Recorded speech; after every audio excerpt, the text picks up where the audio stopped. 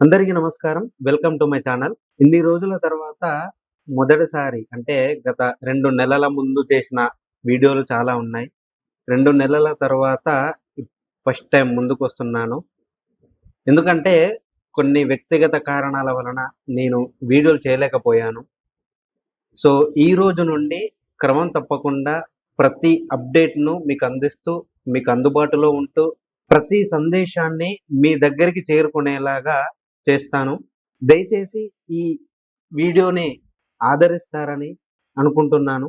So, మనం టాపిక్‌లోకి వెళ్ళిపోదాం. ఈరోజు వచ్చే టాపిక్ ఏందంటే స్కామ్. అంటే మనం గత కొన్ని నెలలుగా చూస్తున్నటువంటి ఎన్నో స్కాములున్నాయి. కొంతమంది చీటీల పేరుతో స్కామ్ చేశారు. కొంతమంది రియల్ ఎస్టేట్ పేరుతో స్కాములు చేశారు. ఇప్పుడు కొత్త రకంగా ఉద్యోగాలు ఇప్పిస్తామని కొత్త రకమైనటువంటి స్కాములు చేసి కొన్ని వందల కోట్లు దోచుకున్నారు. అసలు ఈ స్కామ్ జరగడానికి కారణం ఏంది? అసలు ఈ స్కామ్‌ని అంటే మనం డబ్బులు పెట్టే ముందు అవతల వ్యక్తిని ఎలా నమ్ముతాము? అసలు నిజంగానే మనం పెట్టే ప్రతి రూపాయికి న్యాయం జరుగుతుందా లేదా అనే మనకు ఎలా తెలుస్తుంది? బేసిక్‌గా మనం నిరుద్యోగులమైతే ఉద్యోగం కోసం ఖర్చు పెడతా ఉంటాము. సరేలే ఎన్నో ఖర్చు పెడతాము. అందులో ఇదొకటి మనకు జాబ్ వస్తే సెటిల్ అవ్వచ్చు. సుఖంగా ఉండొచ్చు. ఏ టెన్షన్‌లుండవు అని ఆ ఉద్దేశంతోని కొంతమంది పెడతారు. లేదు ఉద్యోగం వచ్చిన తర్వాత ల్యాండ్ కొనుక్కుందాం, లేదంటే ఇల్లు కొనుక్కుందాం అని కొంతమంది ఇన్వెస్ట్‌మెంట్ చేస్తా ఉంటారు. కానీ అది ఎవరి దగ్గర చేస్తారు? వాళ్ళు ఎలాంటి వాళ్ళు? వాళ్ళు చెప్పే మాటలు ఎలా ఉన్నాయి? ఇవన్నీ మనం అసలు ఒక్కసారిగా ఆలోచించుకుంటే మతి పోతుంది. ఎందుకంటే అవతల వ్యక్తి మనల్ని ఏ విధంగా మోసం చేస్తాడో, మోసపోయేంత వరకు గూడా మనకు తెలియనటువంటి పరిస్థితిలో ఈ సమాజంలో బతుకుతున్నాం మనం. అంతకుముందు వనస్థలీపురంలో చీటీల పేరుతో కొన్ని కోట్ల రూపాయలు దోచుకుంది. దాని తర్వాత రీసెంట్‌గా మంగ్లీ ఇష్యూ. ఆమె గూడా ఏదో కంపెనీ పెడతానని, లేదంటే ఇన్వెస్ట్‌మెంట్ అంటే ఎక్కువ వడ్డీ ఆశ చూపి వాళ్ళ సంబంధించినటువంటి కమ్యూనిటీ వాళ్ళ దగ్గర నుండి కొన్ని కోట్లు వసూలు చేసి వాళ్ళను మోసం చేయడం జరిగింది. సో, ఇప్పుడు నిరుద్యోగుల నుండి వీసా ఇప్పిస్తా, అమెరికాలో ఉద్యోగాలు ఇప్పిస్తా మీకు అని వాళ్ళ దగ్గర కోట్లు తీసుకొని మొహం చాటేశారు. ఇద్దరు యూట్యూబ్ ఇన్‌ఫ్లుయెన్సర్‌లు. వాళ్ళే నందకిషోర్, మధుమిత. వీళ్ళు ఒక కొన్ని కంపెనీలు పెట్టారని, దాంట్లో ఉద్యోగాలు ఇప్పిస్తానని నిరుద్యోగుల నుండి కొన్ని కోట్లు తీసుకొని ఇప్పుడు మొహం చాటేశారు. వాళ్ళు ఎంత ఫోన్‌లు చేసినా గూడా, లేకుంటే ఎన్ని సార్లు వాళ్ళు అడిగినా కూడా వాళ్ళు సమాధానం చెప్పకుండా, వీళ్ళ ఫోన్‌ను లిఫ్ట్ చేయకుండా ఉండేసరికి వీళ్ళకి అనుమానం వచ్చి మోసపోయాము అని గ్రహించుకొని ఇప్పుడు ఒక్కొక్కరిగా బయటపడతా ఉన్నారు. సో, అసలు ఆ వివాదం ఏంది? అసలు వాళ్ళు నిజంగానే మోసం చేశారా? లేదు అంటే ఇది కావాలని అంటే వాళ్ళ ఎదుగుదలను చూడలేక ఈ స్కామ్ అనే కోణంలో బయటకొచ్చారా అనేది ఒకసారి మనం చూద్దాం. నందూస్ వరల్డ్ కుంభకోణం అనేది భారీ యూకే వీసా మోసానికి పాల్పడ్డారనే ఆరోపణలు ఎదుర్కొంటున్న ప్రముఖ తెలుగు సోషల్ మీడియా ఇన్‌ఫ్లుయెన్సర్ జంట నందకిషోర్, మధుమిత. తీవ్రమైన ఆరోపణలు వాళ్ళపైన వస్తున్నాయి.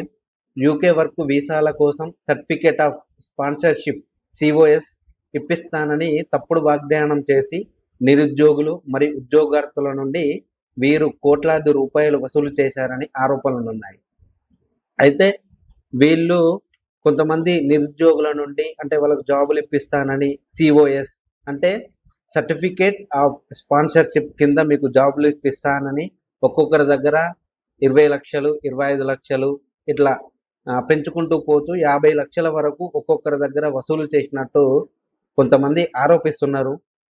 ఈ జంట యూట్యూబ్ మరియు ఇన్‌స్టాగ్రామ్‌లలో తన సెలబ్రిటీ హోదాను ఉపయోగించి ఐటీ మరియు నర్సింగ్ వంటి రంగాలకు వలస వెళ్లాలనుకునే వారికి సిఓఎస్ పత్రాలను ఇప్పిస్తానని వాగ్దానం చేస్తూ యూకేలోని ఉద్యోగ అవకాశాలను ప్రచారం చేశారని ఆరోపణలు ఉన్నాయి.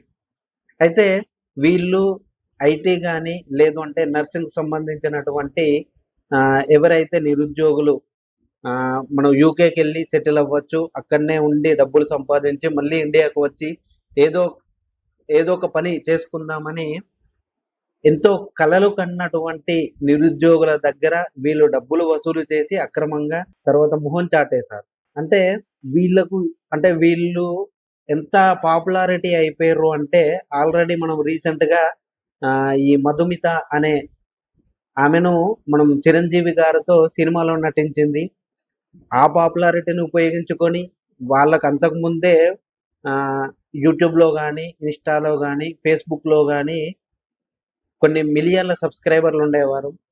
అంతేకాకుండా వాళ్ళు కొన్ని టీవీ ఛానల్స్‌కి ఇంటర్వ్యూ కూడా ఇవ్వడం జరిగింది. సో, ఆ పాపులారిటీని ఉపయోగించుకొని కొంతమంది దగ్గర వసూలు చేసి అంటే మీకు జాబులు ఇప్పిస్తాను ఐటీ రంగంలో గానీ, లేదు అంటే నర్సింగ్ రంగంలో గానీ, నాకు తెలిసిన కంపెనీలున్నాయి.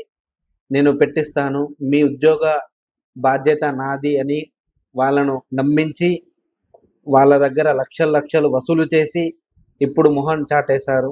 తాము భారీ మొత్తంలో డబ్బులు చెల్లించినప్పటికీ ఆ జంట వాగ్దానం చేసిన వీసా స్పాన్సర్‌షిప్‌లను అందించడంలో విఫలమయ్యారని బాధితులు ఆరోపిస్తున్నారు.